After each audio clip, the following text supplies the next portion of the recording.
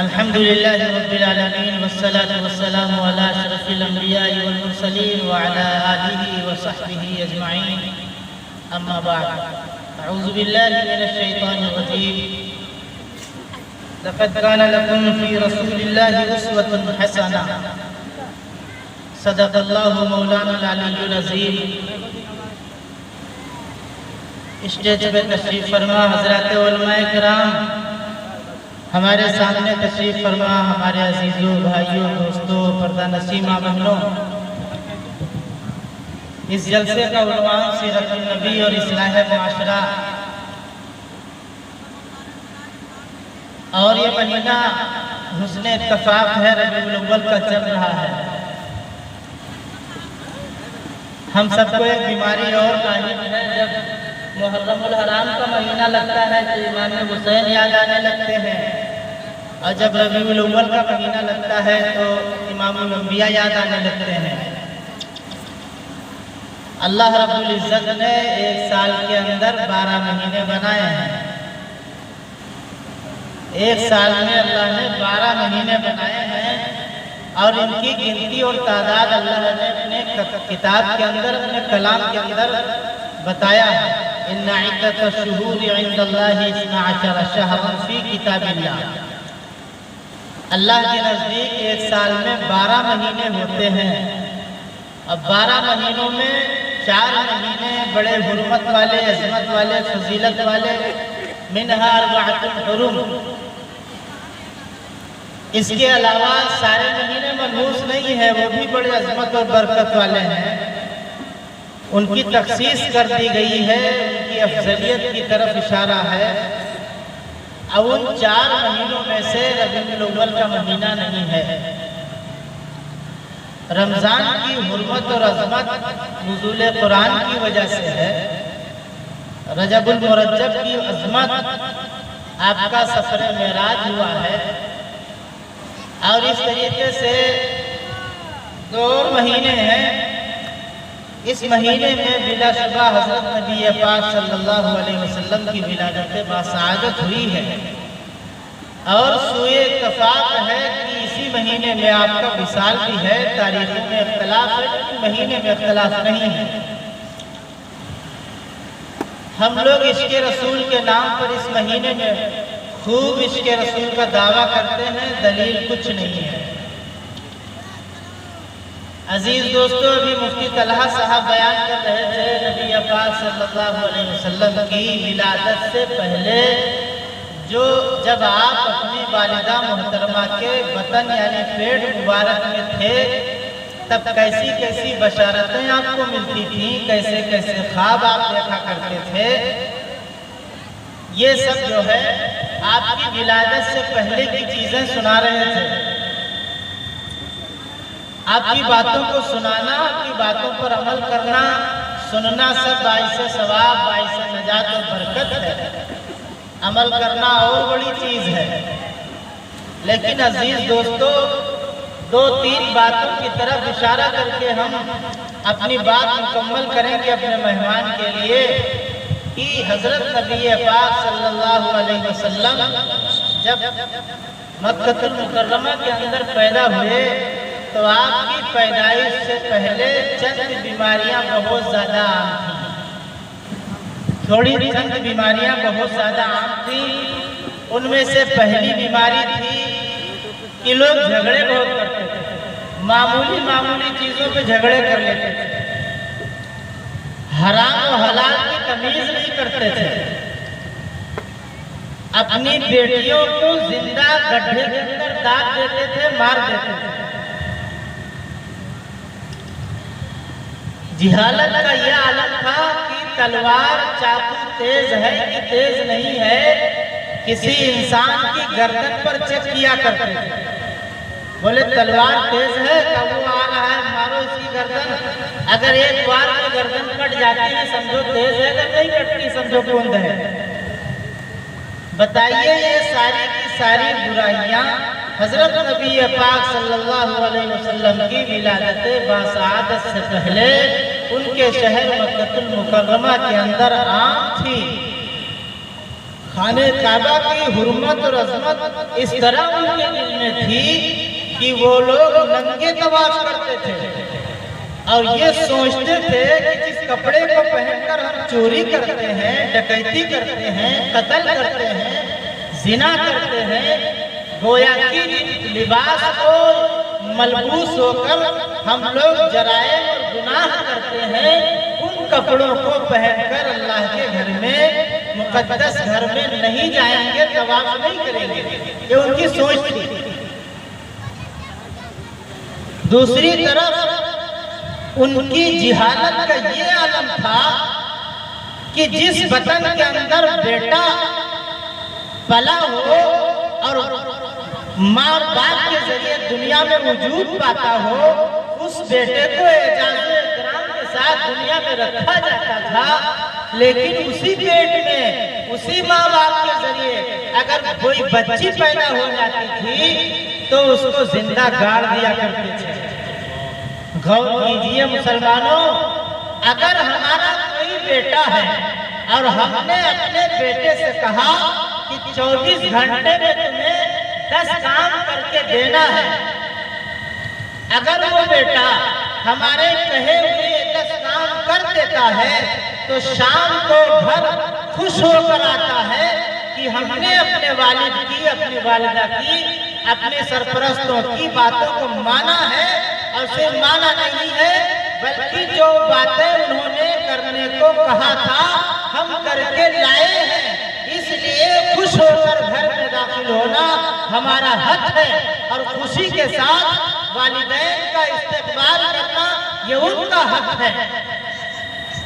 जरा सोच कर बताओ मुसलमानों, हजरत नबी पाक सल्लल्लाहु अलैहि वसल्लम की विलादत के तुफैल में इस महीने में जितना हम जश्न मनाते हैं, क्या हमारे आका ने जितनी चीजें हमसे कहा था, रोजा नमाज तो बड़ी दूर की चीज, क्या हमने बच्चियों को कत्ल करना छोड़ा है? क्या हमने मामूली मामूली बातों पर लड़ना छोड़ा है? क्या हमने मामूली मामूली बातों पर सदियों की जंग छोड़ दिया है? क्या हम हराम हलाल की तमीज करते हैं? बताइए, हम हमारी रोजी पाक है या नापाक है, क्या इसमें हम फर्क करते हैं? अगर हम नहीं करते हैं तो रबीउल अव्वल नाचने का महीना हमारे लिए नहीं है। इसलिए कि अगर इसी महीने में हमारा इंतकाल हो जाए और मुलाकात हो जाए इमामुल अंबिया जनाब मोहम्मद रसूलुल्लाह सल्लल्लाहु अलैहि वसल्लम से, तो आका पूछेंगे बताओ जो चीजें नबूवत से पहले करके आए हैं, नबूवत के बाद में रोजा मिला, कितने रोजे रखे आपने? नमाज मिली, कितनी नमाजें पढ़ी हमने? ज़कात, हज, इसके अलावा नवाफिल में बहुत सारी इबादतें हैं, अखलाकियात है, मुआशरत है, मईशत है, तमाम की तमाम जिंदगी ये तो नबूवत के बाद आपके फरमादात में से है। लेकिन आपने अपने बचपन सन्ने शऊर से लेकर और ऐलाने नबूवत से पहले पहले जो जिंदगी गुजारी है वो भी उम्मत के लिए मसला और नमूना है। उस पर कितना उम्मत पड़ी हुई है। उनके जमाने में, उस जमाने में टेक्नोलॉजी आ नहीं थी। पेट के अंदर बेटा है या बेटी फर्क नहीं कर पाते थे, जान नहीं पाते थे। तो जब बच्चियां पैदा हो जाती थी तब उनको जिंदा गाड़ते थे। आज टेक्नोलॉजी अपने शबाब पर है, मादरे रहम के अंदर बेटा है या बेटी है मशीनों के जरिए हमें पता चल जाता है और गोलियों के जरिए हम उनको कत्ल करते हैं। पूछिए तालाबों से, समंदरों के मौजों से पूछ लीजिए, अस्पताल के कचरा डब्बों से पूछ लीजिए, कितनी जिंदा बेटियां दरगोर की जाती है उस कचरे और पानी और समंदर के अंदर। उन बेटियों से पूछिए कौन दफन करता है? हम दफन करते हैं। जहां 3 बेटी पैदा हुई और फिर बीवी कुछ उम्मीद से हुई तो डर लगा। कुरान कहता है भाई इनको जब दाया अस्पताल वाले, घर वाले जब बाहर खुशखबरी सुनाते हैं कि तुम्हारे घर पे बेटी आई है, तो इनका मुंह बिल्कुल जो है छुहारा बन जाता छप पड़ जाता है, पीला पड़ जाता है चेहरा। ऐसा लगता है जिंदगी का सबसे बड़ा घाटा और नुकसान का सामना हो गया है। लोगों से ये दवारा मिलन कौन लोगों से मुँह छिपाए फिरते हैं, किसी को बताते नहीं कि हमारे घर में बेटी है। अजीज दोस्तों, ये वही जाहिले मक्का की सिफत है जो आज भी शक्ल बदल कर हमारे समाज के अंदर एक नासूर बनी हुई है। और लड़ते कितना है, हमारी बकरी गई किसी के खेत में और खा लिया दरख्त का एक पत्ता, और हम बकरी का पकड़ ले गए जेल, जानवर की जेल का कहा था कानी हो, वहां पकड़ ले गए और मिला 300 नंबर, और यहाँ सुलह नहीं किया तो उसने लगा दिया मुकदमा, अब भेज दिया अदालत। तो जज साहब इतने फुर्सत में आए हैं, कम से कम 20-25 साल तुमको दौड़ाएंगे। मामला क्या था, बकरी ने एक पत्ता खाया था। शैतान की उंगली पता है, शैतान की उंगली। एक दिन शैतान जा रहे थे, शैतान अंबिया की सूरत नहीं बना पाता है, तमाम औलिया की सूरत बना लेता है, आवाजें भी बना लेता है। एक दिन बड़ा शरीफ किसी वली की सूरत में बना हुआ जा रहा था। अब कुछ लोग मिले और देखा कि क्या हजरत शराफत टपक रही है, अलैह सलैह किया, मुसाफा किया। हजरत कहाँ आप जा रहे हैं, कौन है आप? उसने कहा मैं तो शैतान हूँ। तो कहा ला हौला वला कुव्वता इल्ला बिल्लाह, रे आप शराफत के पुतले हैं, आप शैतान बोल रहे हैं? बोले मेरा नाम तो शैतान है, दुनिया हमारी बुराई करती है, मैं जो हूँ आपके सामने हूँ। तो उन्होंने जो मुलाकात किए थे उन्होंने कहा हजरत कुछ चाय वाय पी लीजिए। एक होटल पर ले गए और वहां पर हजरत को जलेबी खिलाई, जलेबी मीठी चीज खिला दिया। अब हजरत ने जब खाया तो वो हाथ धुलने के बजाय वो जो उंगली में शीरा लगा हुआ था मीठा, उसको हजरत शैतान ने दीवार पे लगा दिया। और जैसे वो मीठा शीरा दीवार पे लगा कि उस मीठे चीज को खाने के लिए मक्खी दौड़ पड़ी। ऊपर बैठी हुई थी छिपकली, वो छिपकली दौड़ी जो है मक्खी को पकड़ने। अब मक्खी के चक्कर में बैठा हुआ था चूहा, वो चूहा भी कूद पड़ा छिपकली को पकड़ने के लिए। चूहा आ गया रोशनदान से, तो कहीं बिल्ली भी बैठी हुई थी लिंटर और छज्जे पे, वो पहुंची चूहे को पकड़ने के लिए। अब चूहा, बिल्ली, छिपकली ये सब गुत्थम गुत्था होकर वो गिरे उसकी मिठाई के काउंटर पर, और सारा उसका जो मिठाई वाला सामान था वो सब गिर गया नाली में। तो वो कहने लगा कि भाई किसने शरारत किया है, हमारा सारा सामान नाली में डाल दिया। तो हजरत शैतान ने कहा भाई हमने उंगली दीवार पे लगाई थी, हमने और कुछ काम नहीं किया। तो शैतान हमसे उंगली लगवा देता है, जरा सा काम करवा देता है, और उसके बाद जंग सदियों बन जाती है। कुएं पर अरब वाले झगड़ा करते थे, कुएं पर तुम्हारा ऊँट, तुम्हारी बकरी पानी बाद में पिएगी, पहले हमारी पिएगी। अगर हमने पहले पिला दिया तो इस बात पर जंग हो जाती थी, और जंग ट्रांसफर बेटे और पोतों तक होती थी। अल्लाह के रसूल जनाब मोहम्मद रसूलुल्लाह सल्लल्लाहु अलैहि वसल्लम ने फरमाया सिबाबुल मुस्लिमी फुसूक, मुसलमानों को गाली देना फिस्क है। फिस्क ये गुनाह का आखिरी दर्जा है, इसके बाद कुफ्र है।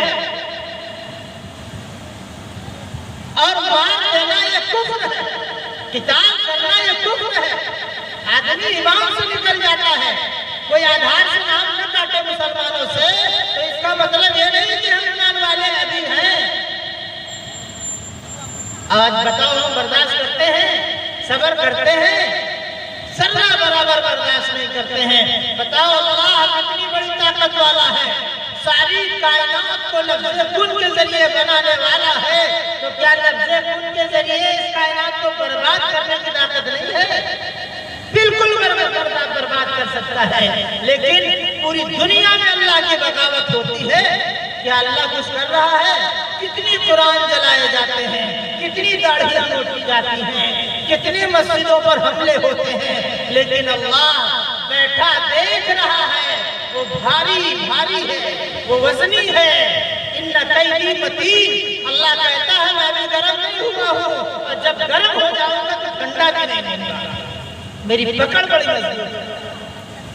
अल्लाह के बाद सबसे बड़ी ताकत और कुदरत वाली हस्ती अगर इस कायनात के अंदर है तो इमामुल अंबिया जनाब मोहम्मद रसूलुल्लाह सल्लल्लाहु अलैहि वसल्लम की है। लेकिन आपकी पूरी जिंदगी ताइफ का मैदान हो, मक्का की वादियां हो, पूछो उन पहाड़ियों से इमामुल अंबिया मजलूम बनकर इस दुनिया से गए हैं, लेकिन उम्मत के किसी फर्द से बदला नहीं लिया, बर्दाश्त ही किया है। हमारा रिश्ता उन्हीं से है यार, हमारा रिश्ता उन्हीं से है। हम उन्हीं के बोले जाते हैं। हमें जो आलमी मार पड़ती है सिर्फ इसलिए मार पड़ती है कि गुलामी का जो नाम है उन्हीं की रजिस्टर में लिखा हुआ है। तो जब जाहिर से है तो अंदर से भी उनके गुलाम बन जाए। अगर वाकई सच्चे माने में गुलाम बने तो अल्लाह की कसम दुनिया के सलातीन तो बहुत दूर की चीज है, ये खूंखार जानवर भी हमारा इस्तकबाल करेंगे। और ये बयान के लिए लफाजी नहीं है, सैंपल और नमूना दिया है मोहम्मद सल्लल्लाहु अलैहि वसल्लम के गुलामों ने कि जंगलात को हसरतुल अर्ज़ ने तो छोड़ा ही छोड़ा था, ये खूंखार दरिंदे भी छोड़ दिए हैं उनके लिए जब अल्लाह के नबी के गुलाम उन जंगलों में पहुंचे। इसलिए हम अगर इस महीने में और तमाम इस कायनात में 1,24,000 अंबिया है, सबकी विलादत हुई है, सबका वफात हुआ है। अगर तुम गम मनाने बैठोगे या जश्न मनाने बैठोगे तो साल में तो 365 दिन होते हैं। अंबिया की तादाद 1,24,000 है। बताओ तुम कहां से लाओगे जो बैठकर रोओगे या बैठकर हंसोगे?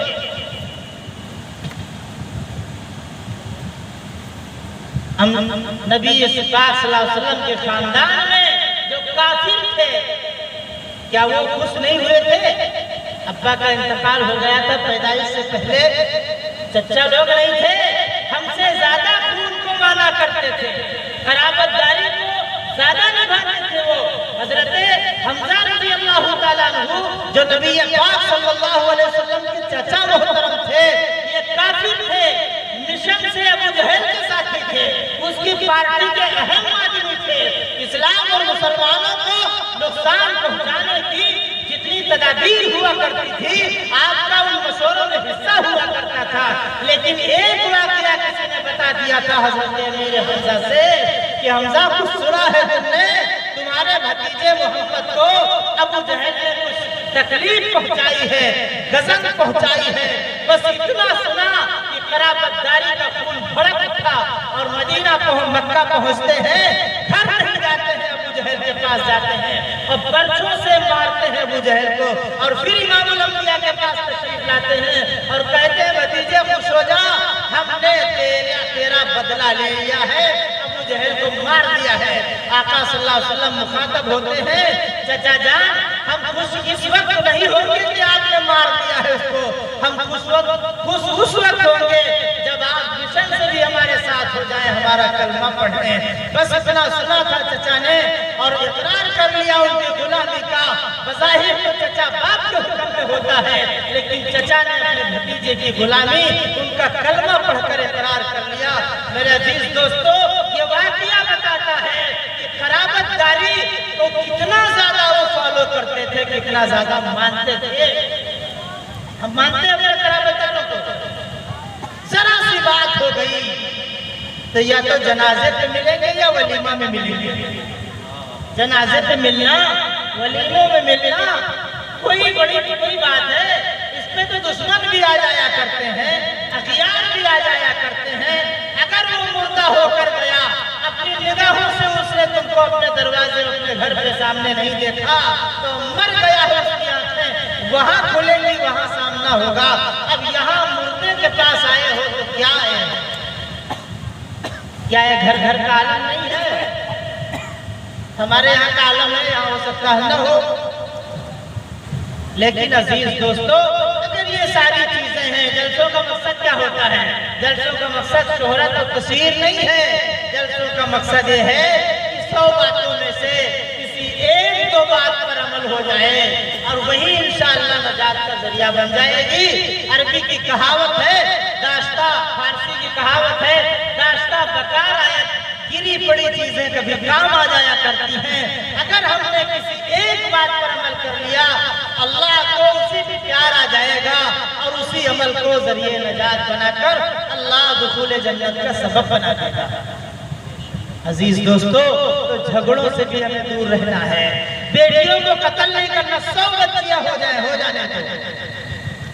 जब हम सुलेमान जैसा बादशाह जो पूरी दुनिया में बादशाह थी, जिब्रील से लेकर चूंटी तक, सर्रों से पहाड़ों तक जो हुकूमत करते थे, पूरी दुनिया में जिनकी बादशाह थी, एक मछली को सुलेमान जैसा बादशाह एक टाइम खाना नहीं खिला सका। तुम्हारी क्या औकात है कि अशरफुल मखलूकात को तुम खिलाओ?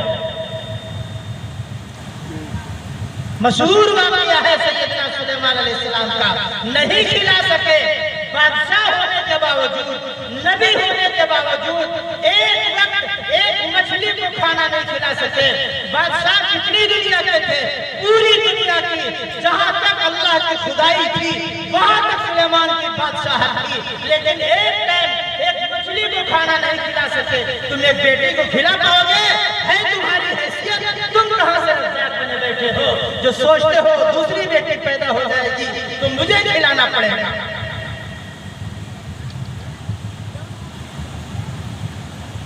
आज बेटियां वालियां तो मानती भी ज्यादा है। जितना बड़ी होती है उतना माँ बाप के करीब होती हैं और बच्चे जितना बड़े होते हैं माँ बाप से दूर होते हैं। लेकिन माँ बाप के लिए जब परिवार रजिस्टर निकालो सेक्रेटरी से तो 353 लोग दर्ज है कि ये हमारा परिवार। और जब खतौनी निकालो तो 3 लड़के रहा वही दर्ज है। नाम परिवार रजिस्टर में भराया तुमने था तो खतौनी से कटवाया किसने? बताओ, किसने कटवा दिया? अल्लाह ने कहा था न मनियो तो मार मार के मनवाई में। अल्लाह का शुक्र है अब दुनिया की अदालत है, शरीयत ने तो कहा था 4 आना लड़के का और जो है 8 आना लड़के का, 4 आना लड़की का, और सरकार कहा था आधा आधा, 4 आना अगर लड़की का तो 4 आना लड़कियां बेटी का। बेटा बेटी दोनों को हमारी गवर्नमेंट और अदालतें फैसला सुना रही है। अपना भी इस्लाम में नहीं हो तो मार मार के बेटियों को महरूम करते हैं, परवरिश उनकी सही नहीं करते हैं। बेटा बीमार हुआ तो लंदन तक इलाज, बेटी बीमार हुई चौराहे डॉक्टर से ले आओ, कहा बेटी मरी है। ये सोच बनी हुई है। जबकि अल्लाह के नबी जनाब मोहम्मद रसूलुल्लाह सल्लल्लाहु अलैहि वसल्लम ने फरमाया जिस घर में पहले बेटी होती है वो घर बड़ा बरकत वाला होता है। और ईमान वाले कहा था मनहूस घर है, पहले बेटियां पैदा हुई। 3-4 बेटी हो जाए तो औरतों को तलाक देकर लोग भगा देते हैं, और नहीं भगाते हैं तो उसको इस तरह अछूत मानते हैं कि सही से कोई बात नहीं करता है उससे। हमारे घरों में आए बेटी पैदा होती है उस घर में अल्लाह की रहमत आती है। जब वो शादी करके जाती है तो उसके घर में बरकत ले जाती है, और जब उसके बच्चे पैदा हो जाते हैं तो अल्लाह उसके पैरों के नीचे जन्नत डाल देता है, सर पे नहीं। जब किसी की औकात बतानी होती है तो आदमी बड़े बड़े कर्मफल के साथ बोलता है कि तुम्हारी औकात हमारी जूतियों में है। बताओ, अल्लाह की सबसे मोहतरम नेमत जो थी उसका नाम था जन्नत। अल्लाह ने उस नेमत को एक औरत के पैरों में डाला है, उसका मकाम तो समझो यार क्या है अल्लाह के नजदीक।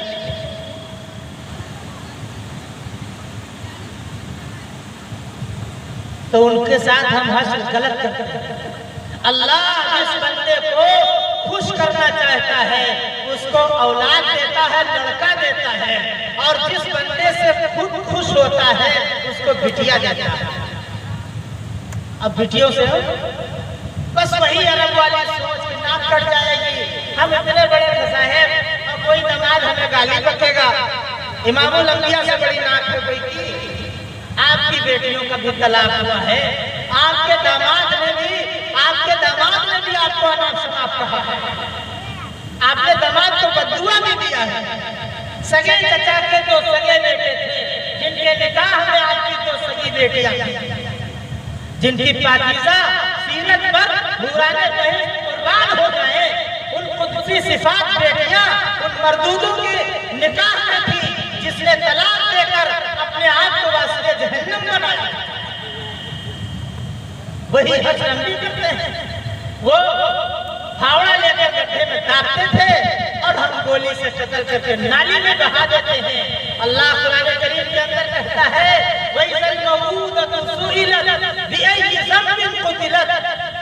जब ये जिंदा दफन की जाने वाली बेटियों से अल्लाह सवाल करेगा कयामत में, बेटियों का हमारा सामना होगा, बाप भी खड़ा होगा, माँ भी खड़ी है और भाई भी खड़े हैं। अल्लाह पूछेगा बता बेटी ये तेरा बड़ा भाई है, ये तेरा बाप है, इसने तुझे कत्ल क्यों किया था? तो बिटिया कहा गई है अल्लाह मियाँ या तो तुम्हारी गलती रहा या तो हमारे अब्बा गलती रहा, हम तो जत्ता नहीं का है नौज़ुबिल्लाह नौज़ुबिल्लाह क्या जवाब देगी? पैदा आपने किया था, अल्लाह कहे पूछेगा रोजी का जिम्मेदार मैंने लिया था, रोजी मैं देता तो मारने वाला कौन था? रिश्ता लगाने वाला मैं था, जिंदगी बनाने वाला मैं था। नबी के नाम पर पूरे रबीउल अव्वल के महीने में नाचने वालों कान खोल कर सुन लो, नबी का खानदान बिटिया से चला है, बेटे से नहीं चला है। आपका खानदान एक लड़की से चला है, लड़के से नहीं चला है। आपके सारे लड़के बचपन में विशाल फरमा गए थे। अगर हमको नबी से चाहत है तो नबी के नमूने से, नबी की जिंदगी से भी हमें चाहत होनी चाहिए। उनकी चाहत को जब हम अपनी चाहत बनाएंगे तो इंशाअल्लाह वैसे कामयाब होंगे जैसे बिलाल हबशा से आए, कोई रिश्तेदारी नहीं थी लेकिन जन्नती है और नबी के साथी हैं। सलमान फारस से आए हैं, सुहेब रूम से आए हैं, बिलाल हबशा से आए हैं। तमाम सहाबा और तमाम नबी के आशिकीन हर दुनिया के हर 4 जानिब से आकर नबी के गुलाम कलमा पढ़कर गुलामी का इकरार करने वाले जन्नत का मुस्तहिक बने हैं। लेकिन खाली खुशी मनाकर अबू लहब की तरह, अबू जहल की तरह जो करामतदारी और पटीदारी में होने के बावजूद क़यामत तक बर्बादी का ऐलान कुरान के जरिए दुनिया सुन रही है और वो वासिले जहन्नम भी हुआ है। सूरह तब्बत यदा में अल्लाह ने चचा चची का हाल सुनाया है। इसलिए अजीज दोस्तों, हम लोग होश के ना भूल लें, मामूली बातों पर झगड़े न करें। झगड़ा होना फितरी बात है, मुर्दे कभी नहीं झगड़ते हैं, हमेशा जिंदा लड़ते हैं और मर्द लड़ते हैं, चरी लड़ते हैं। उसूलों पे लड़ाई करो लेकिन वो जंग जातियात पर न बने। उसूल की जंग करना यह ईमान वालों का सेवा है। हक के लिए लड़ जाना, हक के लिए बहुत सारी जंगें हुई हैं, लड़ जाओ लेकिन तुम्हारी शर्तों में, बुनियादों में हक होता है। अनानियत के लिए नहीं, नाक के लिए नहीं, बिरादरी के लिए नहीं, कुंबा कबीले के लिए नहीं, असलियत के लिए नहीं, खानदान के लिए नहीं। अगर हक के लिए लड़ना है तो लड़ो, सुभान अल्लाह। जाओ फलस्तीन लड़ो, जाओ मुल्क के बॉर्डर पे जाओ, फौज का साथ दो। अगर इतने बड़े लड़ाकू हो, पटीदार को मारने के लिए बड़े मर्द हो और बॉर्डर पे जाने के लिए निहत्थे, इस्लाम और मुसलमानों की मुहाफिजत के लिए निहत्थे, अपने भाई को मारने के लिए तुमसे बड़ा कोई मर्द नहीं है। अगर इस्लाम को मदद की जरूरत हो तो तुमसे बड़ा गरीब कोई नहीं है। लेकिन पटीदार को लाठी पर सुलाने के लिए, रिश्तेदार को जेल पहुंचाने के लिए, खाना आबाद करने के लिए तुम्हारे पास पैसा है। ये हमारी सिफत नहीं है, ये उन्हीं जाहिलीन मक्का की सिफत है जिससे हमें तौबा करना पड़ेगा। हम सबको पिछली रविश से वापस आना पड़ेगा और हराम हलाल की तमीज करनी पड़ेगी। आज जो हमारी रोजियों से बरकत उठ गई है उसका नतीजा क्या है? हराम हलाल की तमीज नहीं करते, तावीज़ों से बरकत चाहते हैं, कुरान पढ़ाकर सूरह बकरा पढ़वाकर हम बरकत चाहते हैं। अल्लाह की कसम सूरह बकरा से बरकत नहीं आएगी जब तक हराम माल तुम्हारी बुनियाद में दाखिल होगा, उसको नहीं निकालेंगे, आ ही नहीं सकती। लोग कहते हैं बगैर झूठ बोले कारोबार चल ही नहीं सकता। इमामुल अंबिया फरमाते हैं सच्चाई तुमको नजात देगी। सच्चा ताजिर, सच्चा बिजनेसमैन क़यामत के दिन अंबिया के साथ, शुहदा सालिहीन के साथ उठाया जाएगा। छोटा मकाम है, किसी नबी का नाम नहीं है, किसी उलमा का नाम नहीं है। सच्चे ताजिर बिजनेसमैन का जो बाजार में बैठता है, अगर तिजारत में नबी का उसवा मौजूद है तो इंशाअल्लाह हश्र इमामुल अंबिया के साथ होगा। ये इमामुल अंबिया ने खुद वादा फरमाया है। तो इसलिए अजीज दोस्तों, ये चंद वो चीजें हैं जो हम अगर बदल दें तो हमारी इबादत पे निखार आ जाए।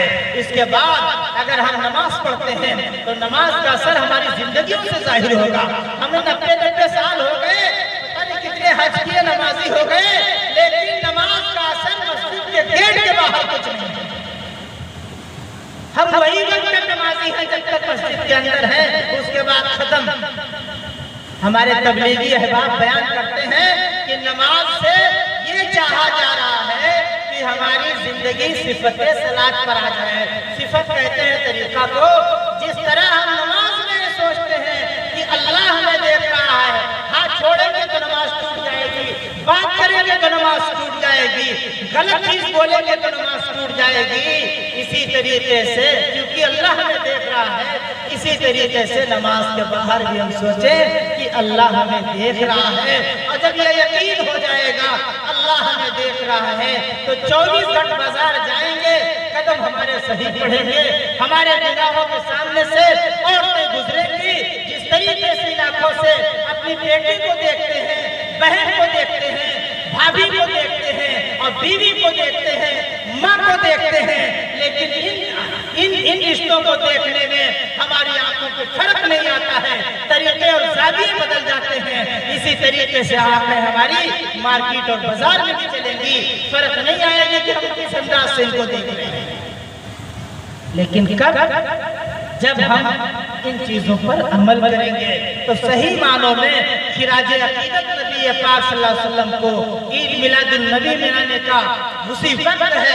जब आज के तमाम बताए हुए काम को हम कर दे तब खुशी से हम खूब खुशी मनाएं कि अब अल्लाह हमको बुला ले तो हम इंशाअल्लाह मिलेंगे, नबी हमसे खुश होंगे, अल्लाह भी हमसे खुश होगा।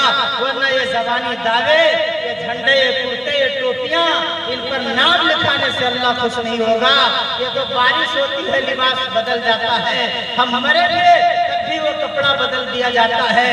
वही मोनोग्राम वाला कुर्ता पहनकर हम कब्र में नहीं जाएंगे, वहाँ सफेद लिबास होगा जिस पर कोई निशानी नहीं होगी। निशानी होगी तो इमामुल अंबिया के गुलामी की हाथ पैरों से, हमारे अमाल से जाहिर होगी, जिससे हम पहचाने जाएंगे और वही पहचान हमारी निजात का जरिया बनेगी। अल्लाह कहने से ज्यादा हमें खुद इन तमाम बातों पर अमल की तौफीक अता फरमाए और आप हजरात को